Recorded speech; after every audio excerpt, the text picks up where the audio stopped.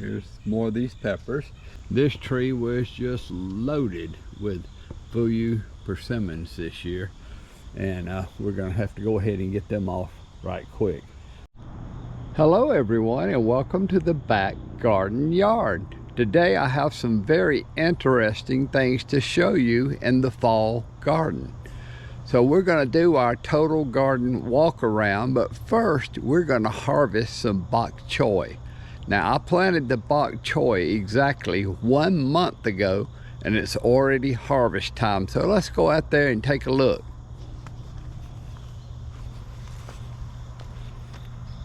Now I planted the Bok Choy and the cabbage together, and the Bok Choy, you can see the difference. Here's a cabbage and here's the Bok Choy, and let's look at the base. And at the base you can see that's a perfect Bok Choy right there, and you can see how they come up, and you just cut the root off there and you've got your Bok Choy. So it's very easy to see that this is cabbage and this is Bok Choy. And once I get the Bok Choy out, then it'll be lots of room for this cabbage to grow up and become large.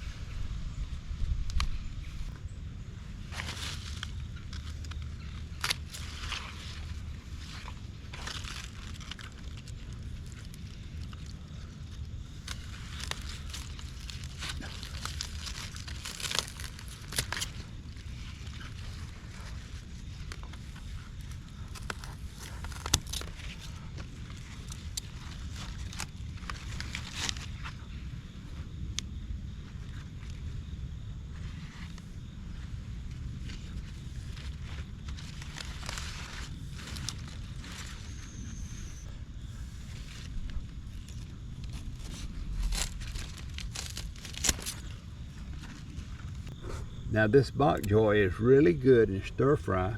It's also good just to chop it up and steam it.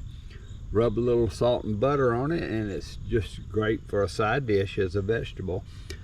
And my wife can also make kimchi out of it. Some nice fresh kimchi. So those are the ways that we like to eat it. Tonight we're making kimchi out of this. So that's all I'm going to show you on the Bok Choy today. Now, as you can see, I've got lots of room for my cabbage to spread, and that's the whole idea, was to plant the Bok Choy between the cabbages, and that way I've got plenty of room to let the cabbages make these huge cabbage heads, and we're going to make kimchi out of those also. And of course we can steam the cabbage too.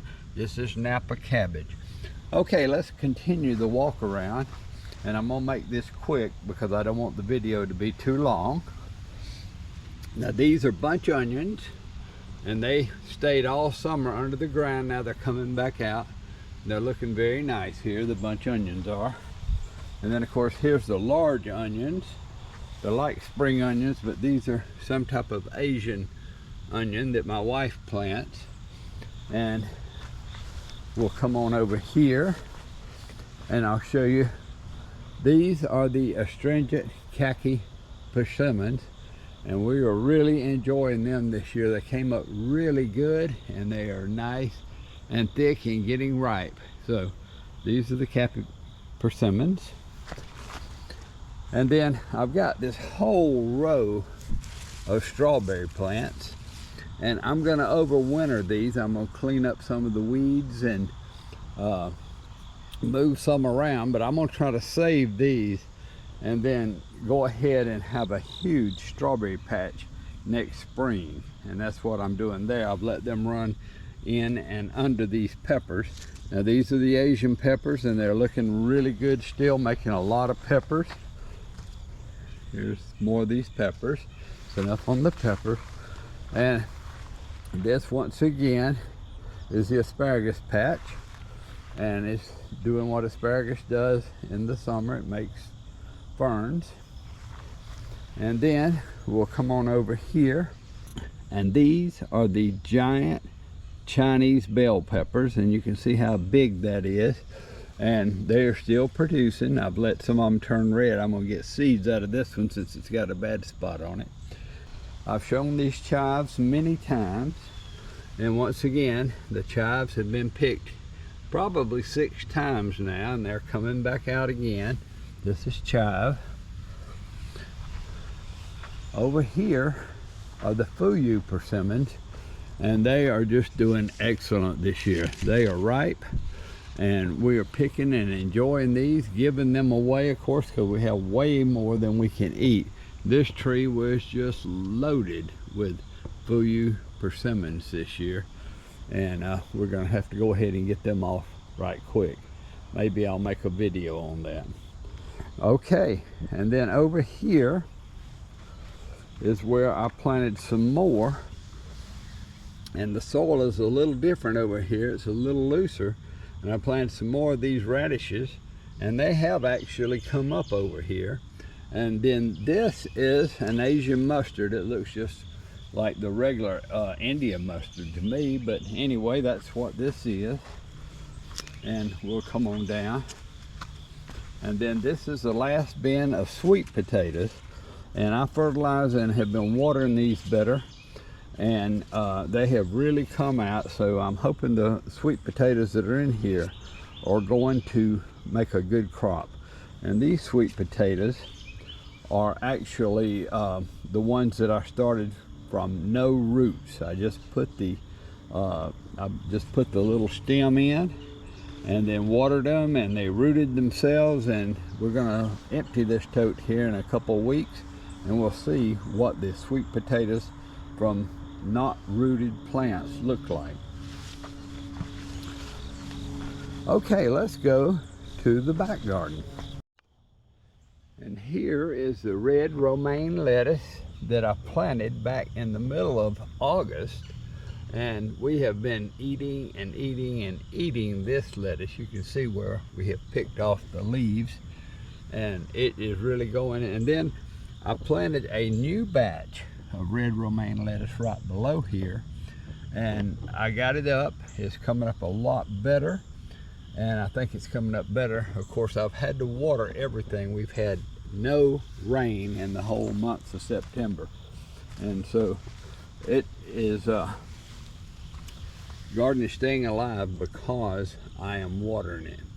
Then here is some green romaine lettuce, and this has really come up really thick here.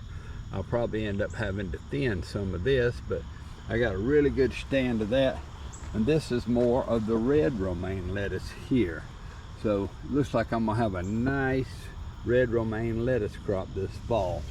Now over here is the taro, and it's ready for harvest. I've already done one video on harvesting this, but I'm gonna come out here and do a video on the entire harvest of taro. I have a feeling I'll get about a bushel of taro this year, so I'm getting ready to harvest the taro. And then over here is a little bit of kale that came up, and some bugs or some worms, I'm sure, are enjoying this. But I'm not going to spray it yet because I'm not ready to harvest it, but it is really being eaten up. That's one of the problems of trying to get your winter vegetables up too soon. And then this is some purple mustard.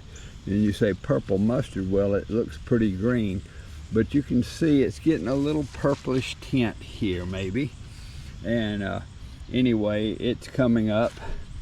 And once again, the bugs are in here on this. So I hesitate to spray a leaf crop, but I may have to save it. But I'm not ready to harvest this anyway, so we're gonna wait and see if the cooler weather that's coming in October will slow these bugs down. Then over here is what's left of the green beans, of the pole beans.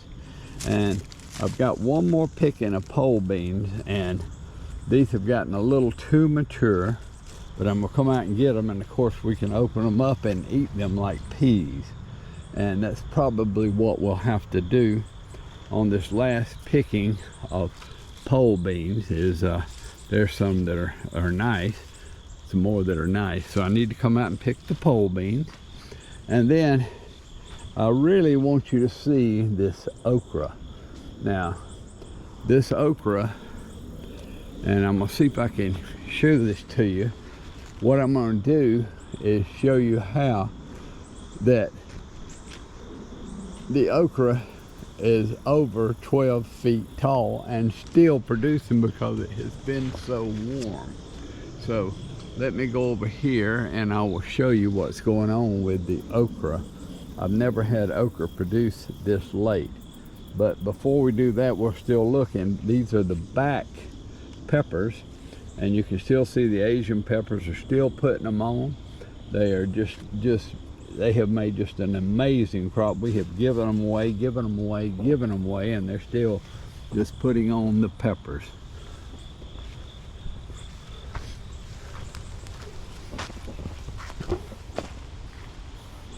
Now, here's one that I am letting go to seed, and the reason I'm letting it go to seed here is, of course, I saved my okra seeds from this red stem okra, and I have done that for many years. Over 30 years have I saved these seeds, and I'm going to do a video on how I tie these up to save them for the end, because I love this red stem okra.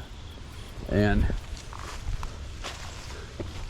I'm going to try to show you just how tall this plant here is.